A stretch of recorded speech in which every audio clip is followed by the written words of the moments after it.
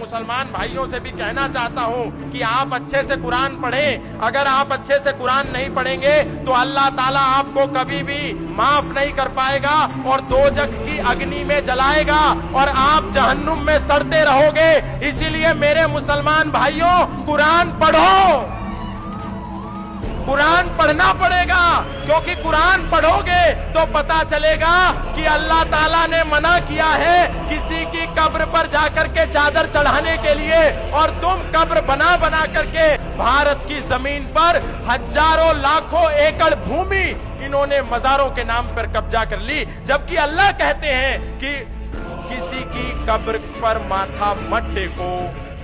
जब कुरान कह रही है ला इलाहा इल्लल्लाह मुहम्मदुर रसूलुल्लाह अशहदु अल्ला इलाहा इल्लल्लाह व अशहदु अन मुहम्मदन अब्दुहु व रसूलुहु, अल्लाह के सिवा धरती पर कोई इबादत करने योग्य नहीं है और मोहम्मद साहब के सिवा उसका कोई रसूल नहीं है, तो ए भारत के मुसलमानों, तुम कब्र पर सजदा क्यों करते हो? कब्र का निर्माण क्यों करते हो? कब्र के नाम पर लैंड जिहाद क्यों करते हो? कब्र के नाम पर धरती पर कब्जा क्यों करते हो? 58 मुस्लिम देश हैं, लेकिन एक भी देश में कोई मकबरा नहीं है, कोई कब्र नहीं है, कोई मजार नहीं है, कोई चादर का फंडा नहीं है। सारे चादर और फादर वाले यदि कहीं नजर आ रहे हैं तो भारत में नजर आ रहे हैं। अगर अल्लाह की नहीं मानी और अल्लाह की शान में गुस्ताखी करी और अल्लाह के सिवा किसी और का सजदा किया और इबादत करी तो अल्लाह बहुत मारेगा और अल्लाह तुम्हें दोजख की अग्नि में जरूर सड़ाएगा। इसलिए कुरान पढ़ो और कुरान के रास्ते पर चलो।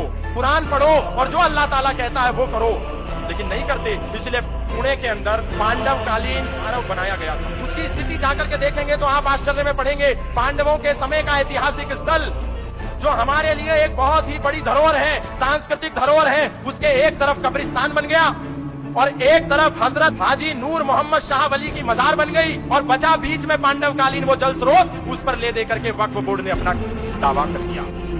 अब जब कुरान के अंदर मोहम्मद साहब और अल्लाह के सिवा किसी पर ईमान लाने के लिए मना किया है, तो ये हजरत हाजी नूर मोहम्मद शाह कहां से पैदा हुआ, ये हमको बताओ तो सही।